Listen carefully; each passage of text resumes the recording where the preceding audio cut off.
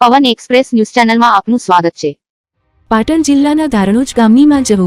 પાટણ જિલ્લામાં આવેલું ધારણોજ ગામમાં વર્ષો પહેલા દરબાર પરિવારમાં જહુનો દેવી શક્તિ અવતાર થયો અને જન્મ વખતે આ દીકરીનું નામ જશી પાડવામાં આવ્યું। જસી અંદાજે 15-16 વર્ષના હશે અને નવરાત્રીમાં ગરબા રમવા ગયા હશે ત્યારે એ વખતે ત્યાં ધૂળિયા ડોલીનું ઢોલ વગાડવામાં નામ વખણાય અને ધોળિયો ઢોલ વગાડે ને દીકરીઓ ગરબે રમતા રમતા રાતના 1 પોર 2 પોર વીતી ગયા। સવારમાં 4 વાગતા માતાએ જસીને કહ્યું, જશી બેટા ઘરે ચાલો, પણ જસી ધુલિયાના ઢોલના તાલે એટલા રમવામાં મુશ્કેલ થયા કે માતાના વેણ સંભળાયા નહીં અને માતાએ મેણું માર્યું કે સારું, ત્યારે ઘરે ના આવવું હોય તો ધુલિયાના ઘરે જાવ।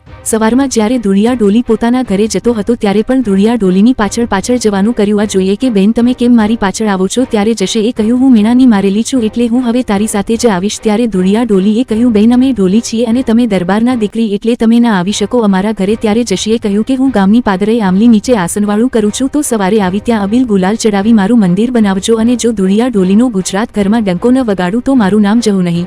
આટલું કહેતા જશી આંબલી નીચે જઈ આસન વળ્યું અને ધુલિયાએ ત્યાં સવારે ત્યાં માતાજીનું દીવા કરી અબીલ ગુલાલ કરી મંદિર બનાવ્યું। થોડા સમય વીતતા એક દિવસ ગામમાં આવેલ મહાદેવના મંદિરે એક કૂતરું મરી ગયું અને મંદિરના પૂજારીએ ધુલિયાને બોલાવવાનું કહ્યું। ત્યારે ધુલિયાને બોલાવવા એના ઘરે ગયેલ માણસો જોયું કે ઘર બંધ છે પણ ઘર ખખડાવવામાં આવ્યું તો માં જહુએ સાક્ષાત 80 વર્ષના ડોશીમાનો અવતાર લઈ જવાબ આપ્યો કે શું કામ છે? ધુલિયો હાજર નથી। ત્યારે કહેવામાં આવ્યું કે મંદિર આગળ કૂતરું મરી ગયું છે, તમે આવીને લઈ જાવ। ત્યારે ડોશીમાએ કહ્યું, તમે ચાલો હું આવું। 80 વર્ષના ડોશીમાનો જે અવતાર લીધો હતો એ જ રૂપમાં મંદિર આગળ જઈ પૂજારીને પૂછતા પૂજારીએ કૂતરો બતાવ્યું અને આ ડોશીમાએ પોતાની લાકડી વડે કૂતરાને 3 ડૂદા માર્યા, ત્યાં તો કૂતરું સજીવન થઈ ગયું। આ જોતા પૂજારી સમજી ગયા કે આ કોઈ દેવી શક્તિ જ હોઈ શકે, એટલા માટે ડોશીના રૂપમાં આવેલમાં જહુએ સામે આવેલી નદી ઉપર ચાલવા માંડે અને નદી પાર આંબલી ઉપર જઈને ગાયબ થઈ ગયા અને પૂજારીને ટહુકો કરી કહ્યું કે આવતીકાલે મને સમગ્ર ગામના લોકો ગામમાં લઈ જાવ। અને બીજા દિવસે ગામ લોકોએ માં જહુને ગામમાં લઈને પૂજા અર્ચના ચાલુ કરી। આજ દિવસ સુધી અહીં પૂજા અર્ચના કરવામાં આવે છે અને દેશ વિદેશી ઘણા લોકો અહીં માના દર્શન કરી ધન્યતા અનુભવે છે અને દિલથી માને મંદિરે માથું નમાવી માગે એની માનતાઓ પૂરી કરે છે અને અહીં આવનાર દરેકની માં જહુ મનોકામના પૂરી કરે છે। પવન એક્સપ્રેસ ધારણોજ ગામ આ જહુમાનું ગામ છે। હું અમદાવાદથી આવું છું, હું ધારણોજ ગામની છું। હું દર પૂનમ રવિવાર અહીંયા દર્શન કરવા આવું છું। દર્શનાર્થીઓ ઘણા પણ આવે છે। અહીંયા જહુ માતા બધાની અર્ચના પૂરી કરે છે। લોકો ચાલતા સંઘો પણ અહીંયા આવે છે। અહીંયા જહુમાની બહુ જ સહાયતા છે। જહુમાં બધાનું કામ પૂરું કરે છે। હજારો વર્ષ જૂનું આ મંદિર છે।